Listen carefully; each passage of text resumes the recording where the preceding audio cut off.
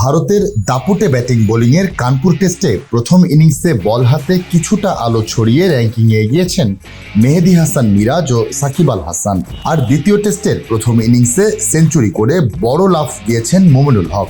বুধবার ছেলেদের র্যাঙ্কিংয়ের হালনাগাদ প্রকাশ করেছে আইসিসি। বৃষ্টিতে 2 দিনের বেশি ভেসে যাওয়া কানপুর টেস্টের প্রথম ইনিংসে 4টি করে উইকেট নেন মিরাজ ও সাকিব। একমাত্র ওয়ালটন এসি দিচ্ছে 1 বছরের রিপ্লেসমেন্ট গ্যারান্টি। 4 ধাপ এগিয়ে মিরাজের অবস্থান 18 নম্বরে। বাংলাদেশের বোলারদের মধ্যে তিনিই সবার ওপরে। ম্যাচ শুরুর আগে শেষের ডাক দিয়ে রাখা সাকিব 5 ধাপ এগিয়ে উঠেছেন 28 নম্বরে। আর প্রথম ইনিংসে সেঞ্চুরি করে 16 ধাপ লাফিয়ে 42 নম্বরে উঠেছেন মুমিনুল। কানপুরে বাংলাদেশের ব্যাটিং গুড়িয়ে শীর্ষস্থান ফিরে পেয়েছেন জাসপ্রীত বুমরা। স্বদেশি রাভিচন্দ্রন অশ্বিনকে টপকে প্রায় 8 মাস পর শীর্ষস্থান ফিরে পেয়েছেন বুমরা। গত ফেব্রুয়ারিতে প্রথমবার 1 নম্বরে উঠেছিলেন তিনি। তার চেয়ে মাত্র 1 পয়েন্ট পিছিয়ে আছেন কানপুরে 2 ইনিংস মিলিয়ে 5 উইকেট পাওয়া অশ্বিন। বোলিংয়ের সেরা 10-এ পরিবর্তন আরেকটি।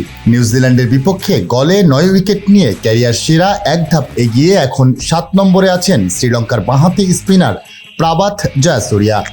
অন্যদিকে 2 ইনিংস মিলিয়ে 76 রান করে 6 ধাপ এগিয়ে 6ষ্ঠ স্থানে আছেন বিরাট কোহলি। এছাড়া পিছিয়েছেন রোহিত শর্মা, শুভমান গিল, মুশফিকুর রহিম, সাকিব আল হাসানরা। এছাড়া গলে ক্যারিয়ার সেরা 182 রানের ইনিংস খেলে 5 ধাপ এগিয়ে 11 নম্বরে উঠেছেন কামিন্দো মেন্ডিস।